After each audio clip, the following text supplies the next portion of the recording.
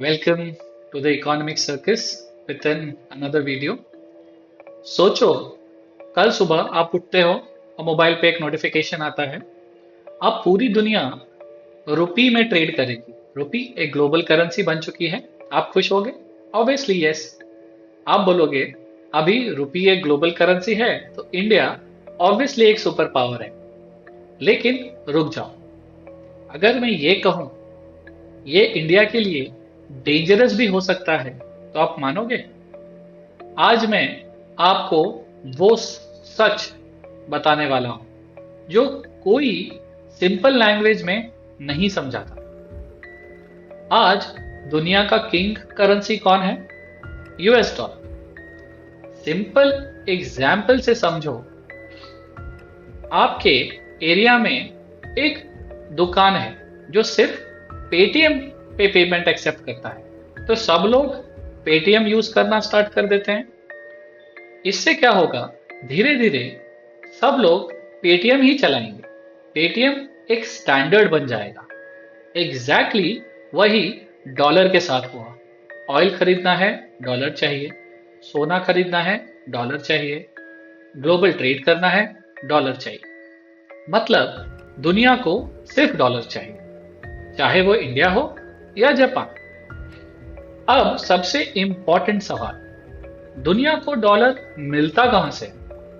क्या America free में बनाता है इसे? नहीं। सिंपल घर का एग्जाम्पल से इसे समझते हैं। आप एक दुकान चलाते हो। आप बाहर से सामान खरीदते हो 1000 रुपए का, आप बेचते हो 800 रुपए का। मतलब आपने 200 रुपया एक्स्ट्रा बाहर भेज दिया। ये क्या है? यह है ट्रेड डेफिसिट। अमेरिका एग्जैक्टली यही करता है। इंपोर्ट ज्यादा करता है और एक्सपोर्ट कम, और पेमेंट करता है यूएस डॉलर में। डॉलर दुनिया में फैला देता है। यहां एंट्री होती है एक पावरफुल इकोनॉमिक कॉन्सेप्ट की, जिसको कहते हैं ट्रिफिन डिलेमा। इसको सिंपल स्टोरी से समझते हैं। ट्रिफिन डिलेमा है क्या? आप कॉलोनी के सब लोगों को बोलते हो मेरे कूपन्स यूज करो शॉपिंग करने के लिए। सब मान जाते हैं। अब प्रॉब्लम, सबको कूपन्स चाहिए शॉपिंग के लिए, तो आपको क्या करना पड़ेगा? आप क्या करते हो? कूपन्स प्रिंट करना स्टार्ट कर देते हो। लेकिन आप ज्यादा प्रिंट करोगे तो कूपन्स की वैल्यू गिर जाएगी। यही ट्रिफिन डिलेमा है। दुनिया को करेंसी चाहिए, पर ज्यादा सप्लाई से करेंसी वीक हो सकती है। अब सबसे इंटरेस्टिंग पार्ट, अमेरिका सिर्फ डेफिसिट नहीं चलाता, वो पैसा वापस भी ले आता है अपने इकोनॉमी में। कैसे? दुनिया के पास जो डॉलर आते हैं वो लोग क्या करते हैं? यूएस मार्केट या फिर यूएस बॉन्ड्स या फिर यूएस स्टॉक्स, और सिंपल लैंग्वेज में यूएस एसेट्स खरीद लेते हैं और इन्वेस्ट कर देते हैं। मतलब पैसा घूम के वापस अमेरिका।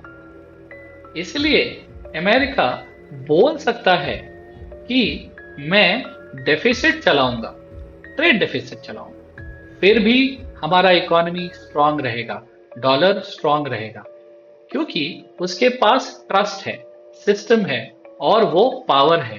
अमेरिका सबसे बड़ी इकोनॉमी है। अब इंडिया को सेम चीज करनी हो तो क्या करना पड़ेगा? इंपोर्ट ज्यादा, रुपी में पेमेंट।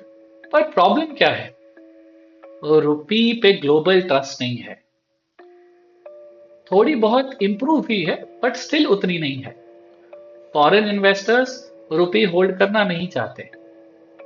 रुपी गिर सकता है और सालों से गिरते जा रहा है। वीक रुपी इन्फ्लेशन भी ला सकता है देश में।